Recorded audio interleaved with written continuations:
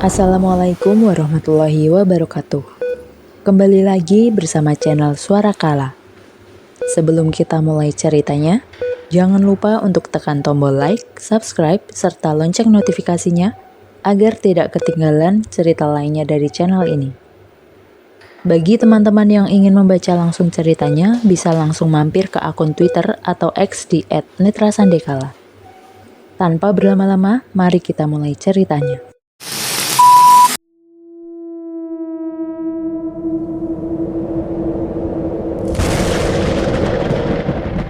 Baru saja kaki kananku menginjak tanah, seketika aku mengerja beberapa kali ketika sebuah cahaya senter itu menerpa wajahku. Terdengar suara beberapa langkah kaki menuju ke arah kami. "Sita, ngapain kamu di sini?" kata Om Panca. Sedangkan orang-orang di belakangnya mencari-cari sesuatu. Nyari Sakti," jawabku gagap. Raut wajah Om Panca tampak tak percaya. Dia arahkan senternya ke sekeliling untuk memastikan. "Sendiri?" tanya Om Panca. "Samarat," ucapku menoleh ke samping. "Loh, kemana perginya Ratih? Aku sama sekali tak mendengar langkah kakinya keluar. Bukannya tadi ada di sebelahku." "Sita, kamu kesini sama siapa?" tanya Om Panca sekali lagi. "Ratih," ucapku mulai mencari keberadaan wanita itu. "Ratih? Ratih siapa?" tanya Om Panca. "Warga desa, orang yang sering mengunjungi tempat ini," kataku tak fokus. "Kamu tahu tempat ini itu tempat apa?" tanya Om Panca serius. "Makam," ucapku singkat masih sembari mencari-cari keberadaan Ratih. "Sita?" panggil Om Panca dengan nadanya yang meninggi. Om tanya sekali lagi, "Ngapain kamu di tempat ini?" Om Panca kembali bertanya penuh dengan penekanan. "Nyari Sakti. Sita kan sudah bilang," timpalku. "Kenapa kamu datang ke tempat ini? Maksudnya, kenapa kamu kepikiran untuk datang ke tempat ini?" tanya Om Panca. Aku terdiam. Apa yang harus kukatakan? Apa harus aku menceritakan semuanya? Lihat saja raut wajah orang-orang itu, begitu bengis. Seolah aku adalah narapidana yang lari dari penjara. "Sita!" teriak Om Panca. Aku menengguk saliva. Bagaimana ini? Bocah kui ramelbu, ije gembokan. Bocah itu tidak masuk ke dalam, masih digembok, kata seorang laki-laki.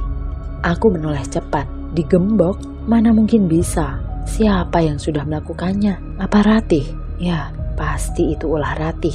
Tapi di mana wanita itu sekarang? Kita dobrak saja. Siapa tahu Sakti di dalam. Dan kamu Sita, jangan pergi. Tunggu di sini, kata Om Panca. Aku mengangguk kaku sembari melihat orang-orang itu membuka paksa gembok. Sesekali pandanganku menyisir sekitaran mencari keberadaan Ratih. Sial, apa yang harus kulakukan? Posisiku sangat tidak menguntungkan. Bisa-bisa aku malah dituduh berbuat sesuatu jika mereka melihat apa yang ada di dalam sana. Klak! Terdengar suara gembok yang terlepas. Tampak laki-laki itu terlihat ragu untuk bergerak lebih jauh. Kepalanya menoleh ke arah Om Panca untuk meminta pendapatnya. "Biar aku saja, Jip," kata Om Panca. "Tapi," kata orang yang dipanggil Jip atau Najib oleh Om Panca, "Sakti anakku, Sita keluargaku, jadi mereka tanggung jawabku," ucap Om Panca sambil maju ke depan. Namun saat tangannya hampir menyentuh pintu, ia tiba-tiba saja terhenti. "Apa kita cek lagi di rumahmu? Siapa tahu Sakti sudah pulang. Lagi pula kita kesini karena melihat dia," ucap Najib menoleh ke arahku. Aku masih diam memperhatikan. Kenapa mereka semua takut untuk masuk ke cungkup itu? Tapi beruntung jika itu terjadi. Om Panca menggeleng. "Oh Rajib, bisa jadi Sakti ada di dalam. Aku dengar semalam dia mengigau tentang tempat ini," kata Om Panca menoleh sebentar ke arahku. Aku yakin dia lebih tahu dari yang kupikirkan. Caranya menatapku seolah ada kesan yang tersembunyi di sana. "Mengigau? Mengigau bagaimana? Tanya Najib penasaran. Om Panca menggeleng pelan. Ia seperti enggan untuk menjawab pertanyaan Najib, hanya mengigau kalau Sita mengajak Sakti pergi ke tempat ini. Ucap Om Panca tajam. Tapi tempat ini kan terkutuk. Siapa yang sudah masuk ke tempat ini bakal menerima ajalnya. Ucap Najib hati-hati. Aku segera menoleh ke arah Najib. Apa maksudnya tempat ini terkutuk? Dan orang yang sudah masuk ke sana bakal menerima ajalnya? Aku tanggung resikonya. Yang terpenting anakku selamat, kata Om Panca. Laki-laki itu hendak melangkah masuk, namun aku bergegas maju.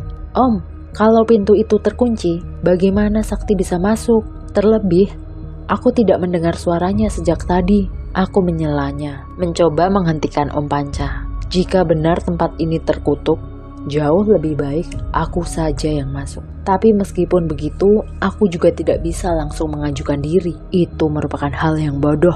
Aku hanya tidak ingin mereka semua tahu apa yang sudah terjadi di dalam.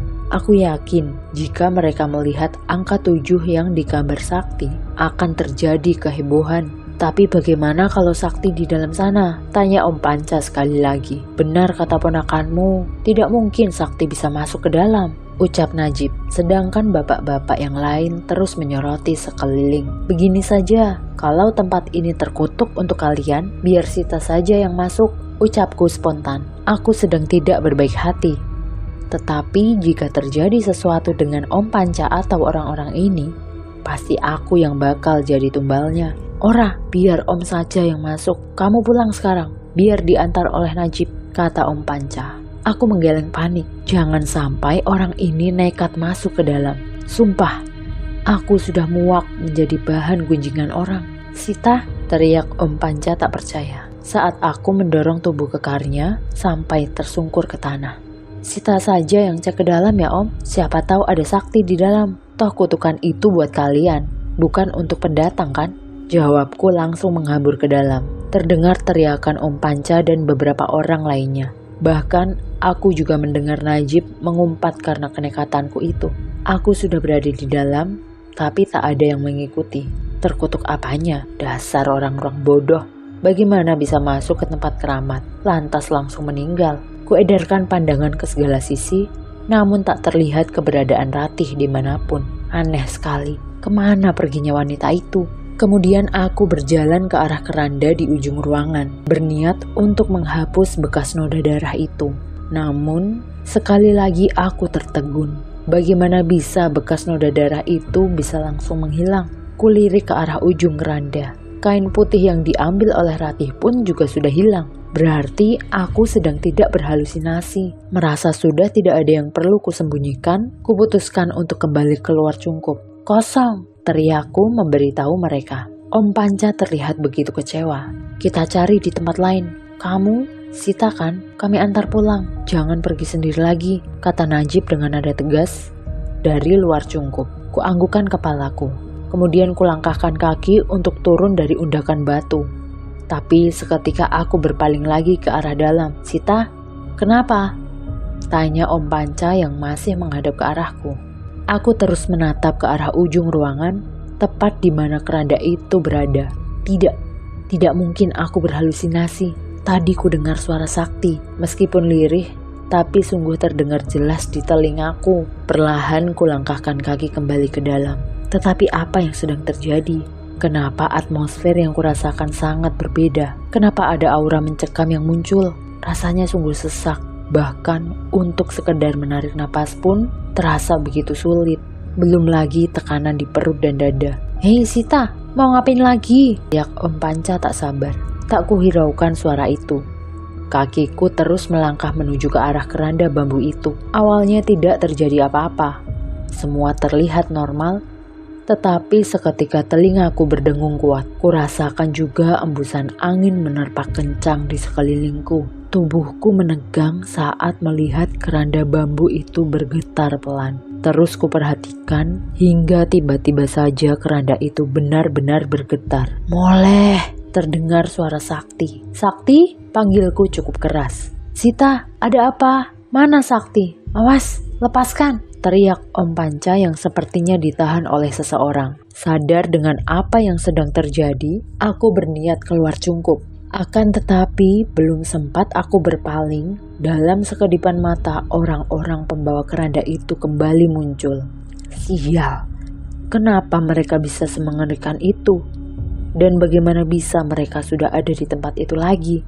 Aku melangkah pelan, menjauhi mereka sebisa mungkin tak akan kukedipkan mata. Aku begitu takut jika terpejam barang sedetik saja, mereka sudah muncul di depanku seperti tempo hari.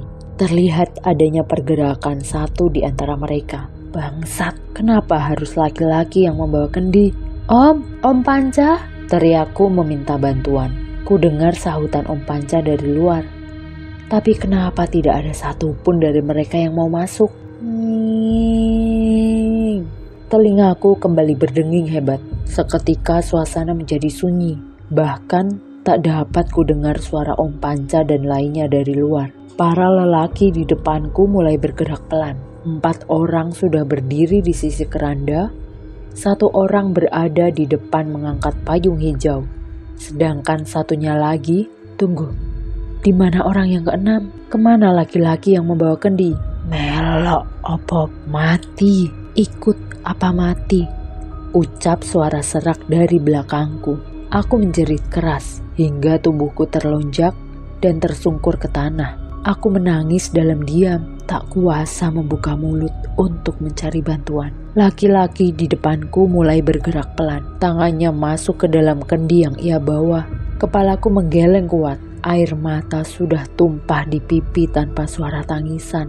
Gila, apa kejadian waktu itu akan terulang kembali? Tangan pucat itu bergerak perlahan menarik sesuatu yang mirip sekali dengan gumpalan rambut. Hah? Aku menarik napas dalam ketika aku lihat wajah Pak Najib ditarik dari dalam kendi. Aku benar-benar tak bisa bergerak. Syaraf, bahkan otot dan sendi seolah mati rasa. Napas laki-laki di depanku berderik menakutkan. Lalu ia melemparkan kepala itu begitu saja ke samping. Kemudian tangannya kembali masuk ke dalam kendi. Tak kuasa melihat itu semua.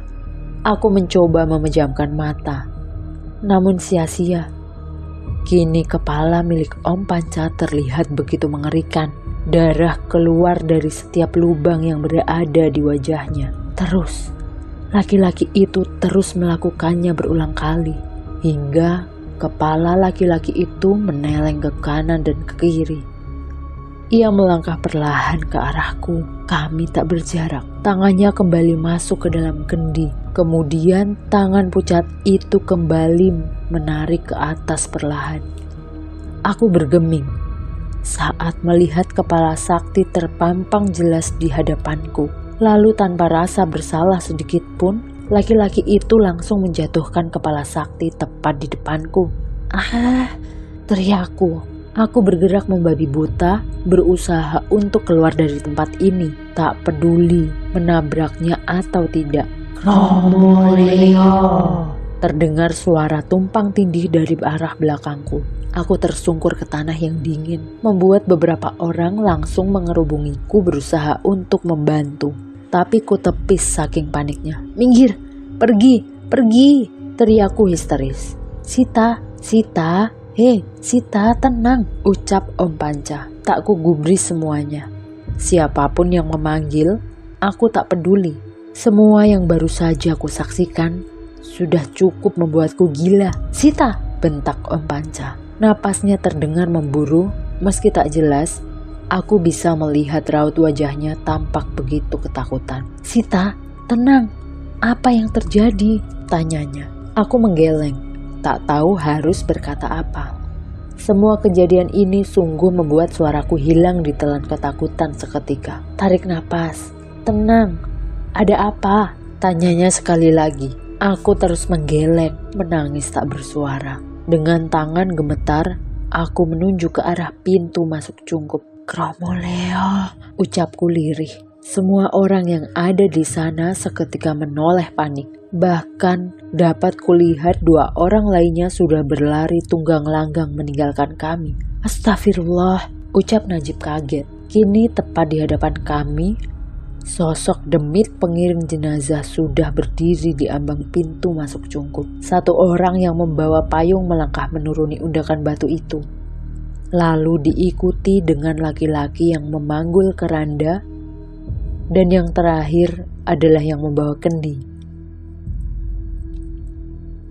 Kami bertiga tak bisa bergerak sama sekali, seolah ada sesuatu yang mengunci tubuh kami untuk terus melihat ke arah demit itu. "Kromoleo," ucap laki-laki yang berada di paling depan. Tercium aroma bangkai yang bercampur dengan dupa menyeruak di hidung kami. "Kromoleo," diikuti oleh ucapan laki-laki yang berada pada paling belakang. Seketika bulu romaku berdiri kuat. Tak seperti sebelumnya, ucapan laki-laki pembawa kendi itu seolah sebagai dentuman kematian. "Kromoleo, moleo, kromoleo, moleo," ucap suara tumpang tindih itu. Para demit itu mulai melangkah. Tanpa sadar, kepalaku mengikuti arah pergerakan mereka. Tanpa tahu apa yang sudah kuperbuat, aku berdiri dan menepis tangan Om Panca yang menghalangiku. "Sita," kata Om Panca menahanku lebih kuat. "Lepas. Ikuti atau mati," kataku tanpa sadar.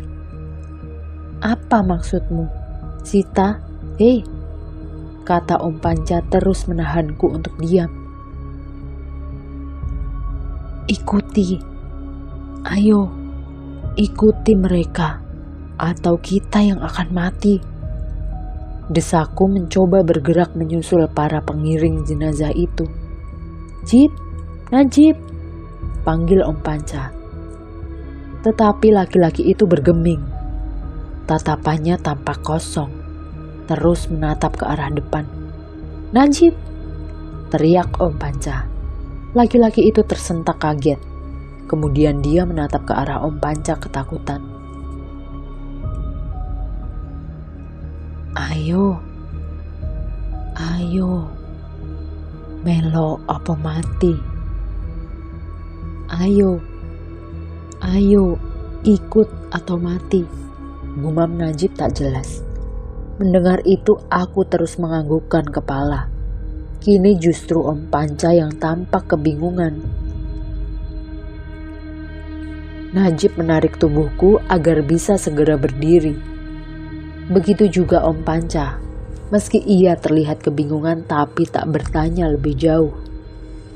Kami bertiga mulai berjalan, mencari keberadaan para pembawa keranda itu. Ajaibnya, tak satu pun senter yang dibawa bisa menyala. "Kemana?" ucapku kebingungan. Sial, bodoh sekali. Kenapa ini bisa terjadi di kehidupanku? Apa dosaku selama ini sampai harus mencari demit seperti ini? "Kita ke desa." "Maksudmu?" tanya Om Panca. "Kamu tahu kan, Kromoleo menandai orang yang akan meninggal? Tidak mungkin mereka berkeliaran di kebun sayur. Satu-satunya tempat, ia ke desa," jelas Najib. "Ayo," ucapku langsung menarik tangan Najib. Sesampainya di desa, kami bertiga sedikit tertegun. Semua lampu sudah padam. Tak terlihat. Yang terlihat hanya bayang-bayang api yang dihidupkan dari dalam rumah. "Mati listrik," ucap Najib. "Sekarang kemana?" tanya Om Panca. "Yura ngerti. Asu-asu," umpat Najib. Aku menoleh sekitaran. Lalu sekelebat ingatan muncul. Jujur saja aku merasa begitu bodoh. Kenapa pula aku harus seperti ini? "Rumahmu," kataku pelan menatap Najib. "Hah? Rumahmu di mana?" Mereka sedang berkeliling menandai 7 warga desa. Dan yang terakhir rumah Nekmar. Jelasku, mengingat satu persatu kepala yang diambil dari dalam kendi tadi. Ayo, kata Najib menarikku. Meskipun Om Panca tampak kebingungan, namun ia tak berkomentar lebih. Hanya mengikuti kami berdua yang tampak sudah gila.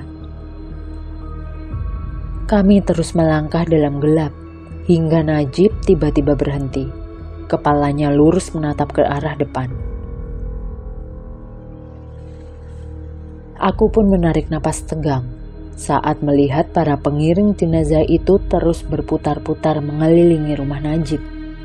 Astagfirullah, ucap Om Panca lirih. Seolah mendengar yang diucapkan Om Panca, seketika mereka berhenti. Kini mereka menoleh, memandang kami dengan aura mencekam yang luar biasa. Aku hanya bisa beringsut di belakang Om Panca. Keberanianku sudah lenyap entah kemana. Jip, Jip, panggil Om Panca gemetaran. Bajingan, apa kui? Kata Najib. Mereka mulai melangkah tanpa suara, bergerak ke salah satu sisi jalan yang lain. Suara yang mereka keluarkan pun membuat nyali kami jatuh sampai ke dasar jurang. Kupejamkan mata erat, tak tahu lagi harus berbuat apa. Yang kuinginkan saat ini hanyalah segera pergi dari tempat ini sesegera mungkin. Ayo, kata Najib. Mau kemana? Om Panca menimpali.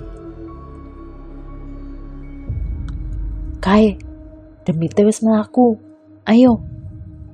Itu, demitnya sudah bergerak. Ayo, kata Najib. Goblok, mau sampai kapan? Kamu ikuti terus malah kamu yang bakal mati, kata Om Panca geram. Jok piye? Terus bagaimana? Tanya Najib bingung. Tampak sekali raut wajahnya datar tanpa ekspresi. Ayo kita pulang, pinta Om Panca. Aku mengangguk. Kami berdua berpaling dan bergegas melangkah untuk pulang, sedangkan Najib berjalan menuju rumahnya. Goblok, mau kemana? Teriak Om Panca jengkel. Moleh, kata Najib polos. Goblok, ayo. Umpat Om Panca langsung menarik tangan Najib kasar. Aku menghela napas kasar. Yang salah bukan Najib, melainkan Om Panca. Kalau dia bilang pulang, ya jelas Najib berjalan ke arah rumahnya. Kami berjalan beriringan dalam diam, memetakan setiap detail kejadian yang baru saja dialami. Sungguh, baru sekali ini aku mengalami hal seperti ini.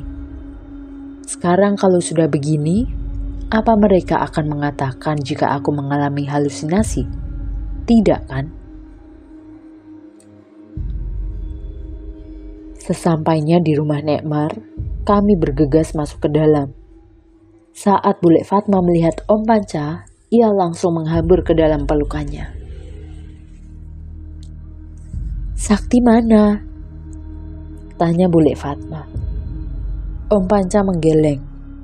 Lantas ia kembali memeluk Bule Fatma. Sedangkan aku melirik ke arah nenek yang berdiri di belakang Bule. Duduk, biar nenek buatkan minum, kata Nekmar yang sepertinya tahu kalau kami baru saja mengalami kejadian berat. Cukup lama kami duduk di ruang tengah tanpa bicara satu sama lain.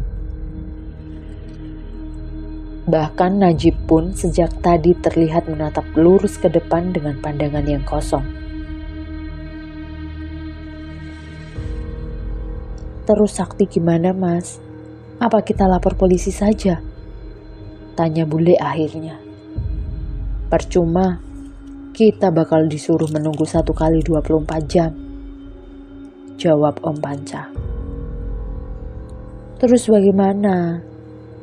Sita, kamu ketemu sama Sakti? Tanya Bule penuh harap. Boro-boro ketemu Sakti. Justru karena dia, kami hampir mati. Tukas Om Panca tajam. Apa maksudnya? Tanya Nekmar menatap Om Panca serius. Tak ada yang menjawab, alih-alih Om Panca justru beranjak dan keluar rumah. Panca, panggil Nekmar. Tapi laki-laki itu terus berjalan tanpa menggubris panggilan nenek. Najib, apa yang terjadi? Tanya Nekmar. Aku bariki mati, Bude. Aku setelah ini mati, Bude. Jawab Najib yang langsung mengusap wajahnya dengan kasar. Iki kabeh salahmu. Sok-sokan mlebu ning cungkup. Ini semua salahmu. Sok-sokan masuk ke dalam cungkup. Gertak Najib menoleh ke arahku. Apa? Kenapa jadi salahku? Tanyaku kebingungan. Apa iki? Sopo sek mlebu cungkup? Apa ini? Siapa yang masuk ke cungkup? Tanya Nekmar tajam menoleh bergantian ke arahku dan Najib. Takon karo putune panjenengan, Bude. Tanya sama cucumu itu loh, Bude. Jawab Najib tajam. Sita, cerita sama nenek. Perintah nenek. Aku menunduk, tak berani menatap mata nenek. Sita, Sita? Ucap Nekmar dengan nadanya yang sudah meninggi. Sita yang masuk ke cungkup, Nek. Jawabku lirih. Kalau bicara sama orang tua, tatap matanya. Ibumu tak pernah mengajari sopan santun. Kata nenek yang hampir saja marah padaku. Aku mengerjap kaget. Baru kali ini Nekmar berkata demikian. Sita yang masuk ke dalam cungkup, Nek. Ulangku. Masuk ke dalam cungkup? Kamu masuk ke cungkup itu lagi? Tanya Nekmar. Lagi? Ada apa ini, Bu? Tanya Bule Fatma. Nekmar mengangkat tangannya meminta Bule Fatma untuk diam tidak memotongnya. Kenapa, Dok? Kenapa tidak mematuhi perintah nenek? Tanya Nekmar sedih. Aku hanya diam, kembali menatap lututku.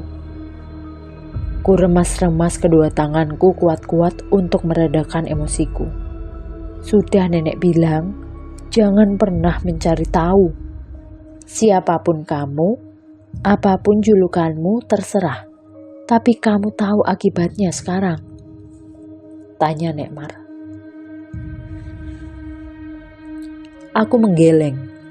Jawab, teriak Nekmar. Sita cuma mencari Sakti, Nek.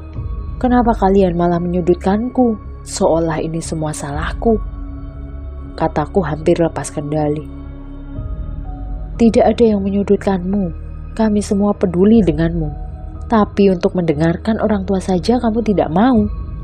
Cecar Nekmar padaku. Kamu tidak tahu apa yang kamu lakukan, Sita. Kata Bule Fatma. Apa yang tidak ku tahu, Bule? Sudah Sita bilang, Sita pergi mencari Sakti. Kataku kembali membela diri. Sekarang, kenapa bisa kamu pergi ke cungkup? Tanya Bule Fatma lagi. Aku hanya diam, tak berani menjawab pertanyaan Bule Fatma. Kemudian ku tatap manik mata Nekmar mencari persetujuannya. Wanita itu diam tanpa ekspresi. Tampak sekali raut wajahnya terlihat sedih dan khawatir. Sita bertemu dengan Ratih. Dia mengatakan kalau aku mau tahu apa itu Kromoleo, tanya saja kepada bocah yang ada di rumahmu itu, yaitu Sakti. Kataku dalam sekali tarikan napas. Maksudnya? Tanya Bule Fatma bingung. Lantas aku menceritakan kenapa aku bisa langsung pergi ke Cungkup untuk mencari sakti. Gendeng, tukas Om Panca yang ternyata sudah berdiri di ambang pintu. Semua yang ada di dalam rumah itu terdiam menatapku tak percaya. Bahkan Najib juga tampak jengah menatapku. Kamu, ini memang kesalahanmu. Kalau kamu tidak pulang ke tempat ini, pasti sakti masih ada di rumah ini, ucap Bule Fatma. Hah? Salahku? Bagaimana bisa ini semua salahku? Tak tahukah mereka kalau aku benar-benar peduli dengan bocah itu? Salahku? Kenapa menjadi salahku? Aku hanya mencari tahu, mencari keberadaan sakti. Aku mencoba membela diri. Dok, tidak ada yang namanya Ratih di desa ini.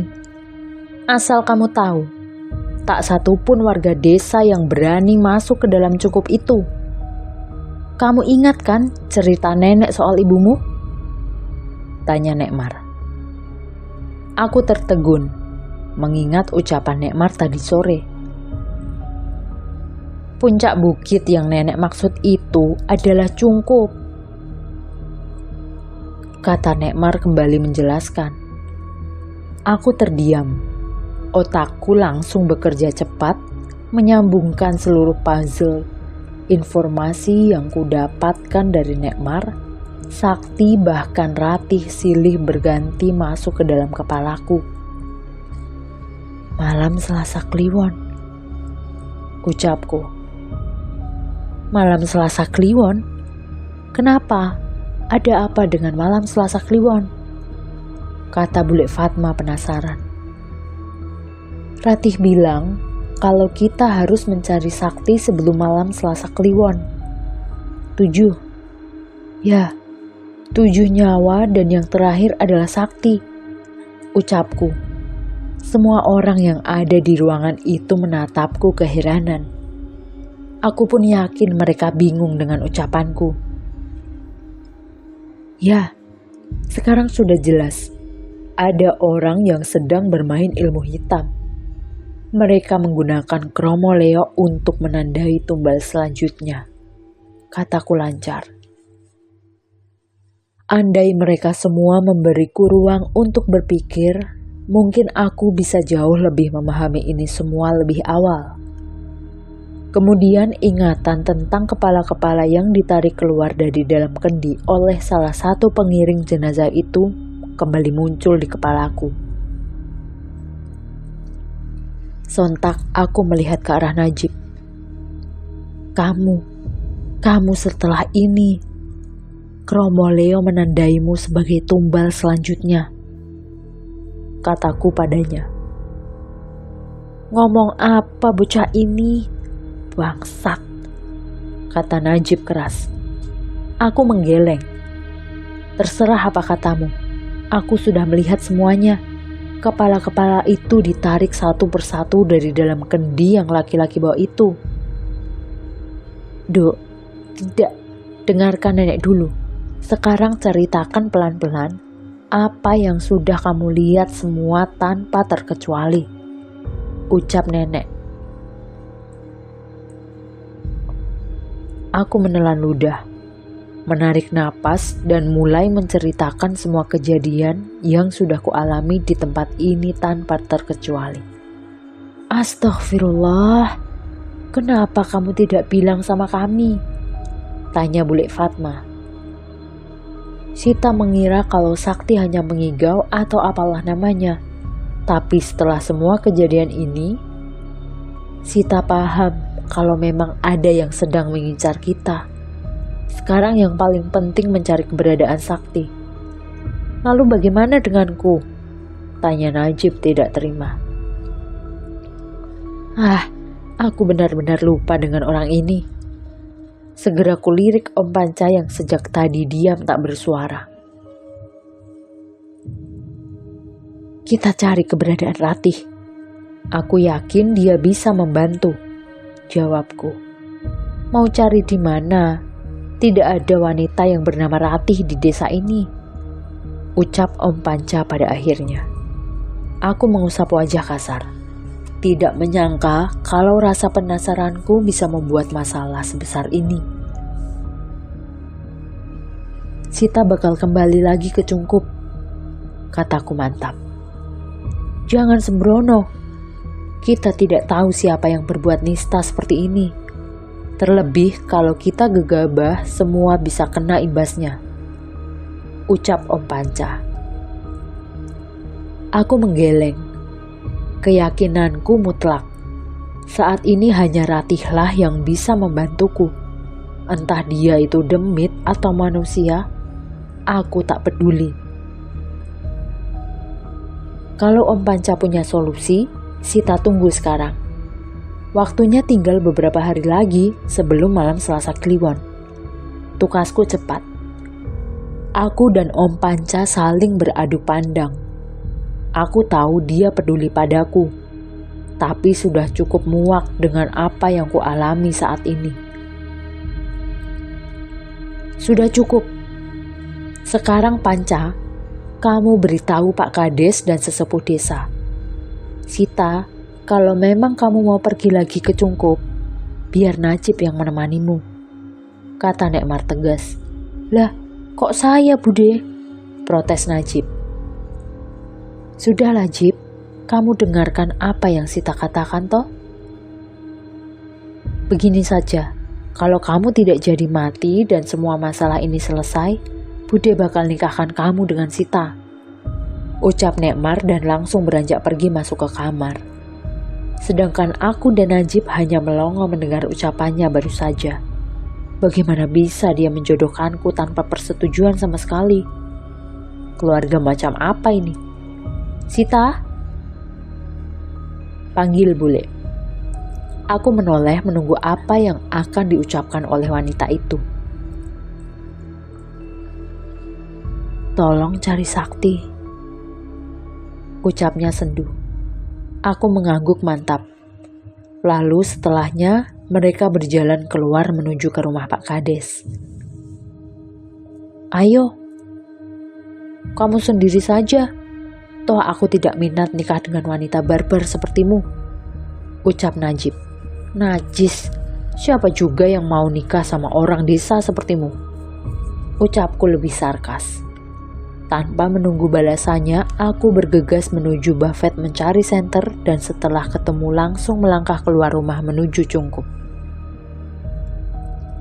Sial, niat mau ketemu sama keluarga almarhumah ibu malah jadi ajang perjodohan tanpa persetujuan sama sekali seperti ini. Aku menggeleng. Tidak. Untuk saat ini itu bukan hal yang penting. Yang harus kulakukan sekarang adalah fokus mencari keberadaan Sakti. Kalau saja kutemukan bocah itu dan dia justru sedang bersembunyi di suatu tempat, lihat saja, bakal ku bedong tubuh kecilnya itu. Aku menengok ke belakang. Dasar pengecut, umpatku saat tak melihat keberadaan Najib. Aku sudah hampir mencapai Cungkup. Beberapa kali ku dengar suara lirih Kromoleo.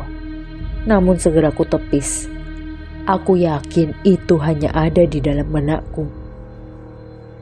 Ayo Sita, itu cuma halusinasimu. Batinku menguatkan diri. Hingga akhirnya aku sampai di undakan batu pintu masuk Cungkup. Sepi. Aku tak merasakan hawa keberadaan orang-orang. Aku ragu untuk masuk ke dalam. Teringat dengan semua kejadian yang sudah kualami. Tapi apa pilihan yang kupunya? Hanya aku yang tahu soal Ratih. Andai saja si pengecut itu ikut, pasti perasaanku jauh lebih tenang. Kembali kumantapkan hati, tanganku sudah menjulur ke depan untuk mendorong pintu masuk.